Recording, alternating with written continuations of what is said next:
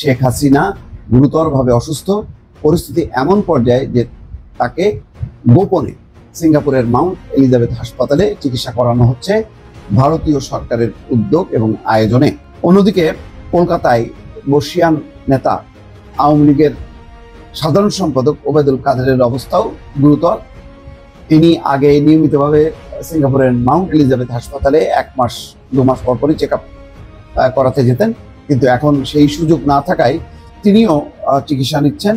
Breaking news, বাংলাদেশের সাবেক প্রধানমন্ত্রী শেখ হাসিনা গুরুতর অসুস্থ হয়ে এই মুহূর্তে ভারতের একটি হসপিটালে চিকিৎসাধীন অবস্থায় আছে। হসপিটাল সূত্র জানিয়েছেন দিনকে দিন তার অবস্থা একেবারে অবনতির দিকে চলে যাচ্ছে। অন্যদিকে আওয়ামী লীগেরই আরেকজন প্রভাবশালী নেতা ওবায়দুল কাদেরও তিনি আরও খুবই গুরুতর অসুস্থ হয়ে একই হসপিটালে চিকিৎসাধীন অবস্থায় আছে। এই খবরটি নিশ্চিত করেছেন বাংলাদেশের মানবজমিন পত্রিকা। খবরটি সামাজিক যোগাযোগ মাধ্যম ফেসবুকে ছড়িয়ে পড়লে নেটিজেনরা বাংলাদেশ এবং ভারতের তোলপাড় সৃষ্টি হয়। ইতিমধ্যে অনেক লোক বাংলাদেশের প্রধানমন্ত্রী শেখ হাসিনার জন্য দোয়াও করছে, আবার কেউ বাহবাহ দিচ্ছে অন্যদিকে অন্যরকম ইঙ্গিত করে। তো দর্শক, চলুন আর বেশি দেরি না করে এখনই বিস্তারিত শুনে আসি ভয়েস অফ বাংলার মোস্তফা সরোয়ার স্যারের কাছ থেকে, এবং তারপরে আমরা এই ভিডিওর কমেন্ট বক্স চেক করব কে কি লিখেছে সাবেক প্রধানমন্ত্রী শেখ হাসিনার জন্য। তো দর্শক, অবশ্যই আপনারা শুরু থেকে শেষ পর্যন্ত আমার সাথেই থাকবেন। আসসালামু আলাইকুম দর্শক, ক্ষমতাচ্যুত শেখ হাসিনাকে নিয়ে আবার শুরু হয়েছে গুঞ্জন। এই মুহূর্তে তার অবস্থান সিঙ্গাপুরে আছে এমন একটি খবর প্রচার হয়েছে গণমাধ্যমে। অন্যদিকে কেউ বলছেন যে না, তিনি দিল্লিতে আছেন, তবে all India institute of medical সায়েন্সে চিকিৎসা নিচ্ছেন। এর মূল কারণ হচ্ছে শেখ হাসিনা গুরুতরভাবে অসুস্থ। পরিস্থিতি এমন পর্যায়ে যে তাকে গোপনে সিঙ্গাপুরের মাউন্ট এলিজাবেথ হাসপাতালে চিকিৎসা করানো হচ্ছে ভারতীয় সরকারের উদ্যোগ এবং আয়োজনে। অনেকে বলছেন যে শেখ হাসিনা এতই গুরুতর অসুস্থ, তার শারীরিক অবস্থা এমনই যে তিনি ভিডিওতে আসা মাত্রই তার পুরো শরীর চেহারা ধরা পড়বে যে তিনি আর সুস্থ নেই। তিনি যে অসুস্থ এই বিষয়টি আড়াল করতে চান। বলা হচ্ছে বার্ধক্যজনিত কারণে 78 বছর বয়সী এই প্রধানমন্ত্রী এখন চিকিৎসকদের শরণাপন্ন হয়েছে। তাকে ঘন ঘন যাতায়াত করতে হচ্ছে ডাক্তারের কাছে। তার এই মুহূর্তে ব্যক্তিগত কোনো চিকিৎসক নেই। তাকে all India medical science institute হাসপাতালে চিকিৎসা দেওয়া হচ্ছে।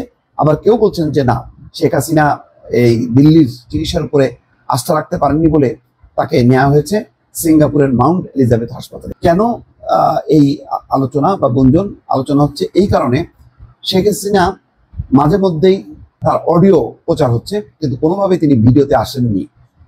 তিনি যেখানে আছেন, যে অবস্থানে আছেন, সেখান থেকে তিনি ভিডিওতে কথা বলতে পারতেন। যেমন দীর্ঘদিন থেকে দল পরিচালনা করেছেন লন্ডন থেকে তারেক রহমান, ভিডিও কনফারেন্সের মাধ্যমে, জুমে বা স্কাইপেতে। কিন্তু শেখ হাসিনা সেই সুযোগটা নিতে পারতেন, কিন্তু নিচ্ছেন না। অন্যদিকে কলকাতায় বর্ষিয়ান নেতা আওয়ামী লীগের সাধারণ সম্পাদক ওবায়দুল কাদেরের অবস্থাও গুরুতর। তিনি আগে নিয়মিতভাবে সিঙ্গাপুরের মাউন্ট এলিজাবেথ হাসপাতালে 1-2 মাস পরপরই চেক আপ করাতে যেতেন, কিন্তু এখন সেই সুযোগ না থাকায় তিনিও চিকিৎসা নিচ্ছেন। 76 বছর বয়সী কাদেরের হার্টের সমস্যা রয়েছে, বেশ কয়েক বছর ধরে তিনি সিঙ্গাপুরে চিকিৎসা নিচ্ছেন। এখন হার্টের চিকিৎসার জন্য তিনি নিয়মিত কলকাতার অ্যাপোলোতে যাচ্ছেন। শ্বাসকষ্টজনিত গুরুতর সমস্যায় একদিনের জন্য তাকে হাসপাতালে ভর্তি করা হয়েছিল।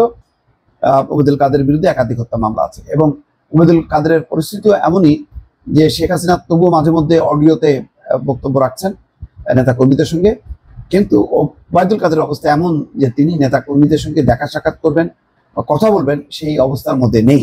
কলকাতা থেকে প্রতিনিধি মানবজমিনকে জানিয়েছে উচ্চ রক্তচাপ সহ নানা বার্ধক্যজনিত সমস্যা রয়েছে সাবেক প্রধানমন্ত্রী শেখ হাসিনার। গত 8 মাসে তিনি ব্যক্তিগত কোনো চিকিৎসকের সহায়তা পাননি, তাই এই মাসে চিকিৎসার জন্য পুরোদস্তুর গোপনীয়তায় তাকে আনা নেওয়া করা হচ্ছে। নয়াদিল্লির এই মাসে ভিভিআইপিদের চিকিৎসার জন্য সব রকম ব্যবস্থা রয়েছে। ফলে দুজনই অজ্ঞাত অবস্থানে আছেন। দুজনেরই কোনো চেহারা ছবি কেউ দেখতে পাচ্ছে না, এবং এর মধ্যেই গণমাধ্যমে ছড়িয়ে পড়েছে যে শেখ হাসিনা যেমন গুরুতর অসুস্থ, তেমনি গুরুতর অসুস্থ ওবায়দুল কাদের, এবং দুইজনই এখন একেবারে বাসায় বসে যে চিকিৎসা বা ওষুধ নিয়ে আসে এই অবস্থার মধ্যে নেই, তাদেরকে হাসপাতালে যেতে হয়েছে বা হাসপাতালে ভর্তি হয়েছে, এমন একটি খবর স্থানীয় অর্থাৎ ভারতীয় বিভিন্ন গণমাধ্যমে প্রকাশিত হয়েছে। দর্শক ভালো থাকবেন, আল্লাহ হাফেজ। দর্শক আপনাদেরকে অসংখ্য ধন্যবাদ এতক্ষণ পর্যন্ত মনোযোগ সহকারে এই গুরুত্বপূর্ণ আলোচনাটি শোনার জন্য। তো দর্শক চলুন এবারে আমরা দেখে আসি এই ভিডিওর কমেন্ট বক্সে কে কি লিখেছেন, কে শেখ হাসিনার জন্য ভালো দোয়া করেছেন, কে খারাপ দোয়া করেছেন। চলুন এবারে দেখে আসি। প্রথমে একটি জিমেল থেকে SMS করা হয়েছে স্বাধীন আহমেদ। তিনি বলেছেন কথা যদি সত্য হয় তবে আলহামদুলিল্লাহ। এরপর আরেকজন লিখেছে নতুন নাটক ফেরাউনের লেডি ভার্সনের, বাহ খুব ভালো। আরেকজন লিখেছে পহেলা বৈশাখে তার নিজের চেহারা দেখে তিনি অসুস্থ হয়ে পড়েছেন। আরেকজন লিখেছেন তার বিচার না হওয়া পর্যন্ত আল্লাহ তাআলা যেন দুনিয়া থেকে তাকে না নেয়। আসলে কমেন্টগুলো খুবই নেগেটিভ, নেতিবাচক কমেন্টগুলো আমি পাচ্ছি। আরেকজন লিখেছেন তিনি মরে না কেন, দেশের মানুষ আবার মিষ্টি খেতে পারবে। বাহ, আমি যে কয়েকটা কমেন্ট পড়তেছি এতে বোঝা যাচ্ছে সবাই নেগেটিভ কমেন্ট লিখেছে, কারণ তিনি ফ্যাসিস্ট নামে খ্যাত। দর্শক একবার চিন্তা করেন বাংলাদেশের মানুষ তার উপর কতটা রাগান্বিত অবস্থায় আছে। এই কমেন্ট বক্সে আমি পর্যায়ক্রমে পড়তেছি, বাট একটাও দেখতে পেলাম না যে তার জন্য দোয়া করছে তিনি যেন তাড়াতাড়ি সুস্থ হয়ে ওঠে। এমন কমেন্ট কিন্তু আমরা একটাও পাইনি। আচ্ছা দেখি, একটা খুবই দুঃখজনক কমেন্ট। তিনি বলছেন যে ইন্না লিল্লাহ কবে পড়তে পারবো, আশায় আছি। আরেকজন বলছে যে হে আল্লাহ আপনি ওনাকে ওনার বাবার কাছে পাঠিয়ে দিন, আমিন, এই কথা তিনি বলেছেন। আরেকজন আরিফ হোসেন জিমেল থেকে তিনি SMS করেছেন যে হে আল্লাহ তুমি এই মহিলাকে নিয়ে যাও প্লিজ প্লিজ প্লিজ, 3 বার লিখেছেন। আপনারা দেখুন।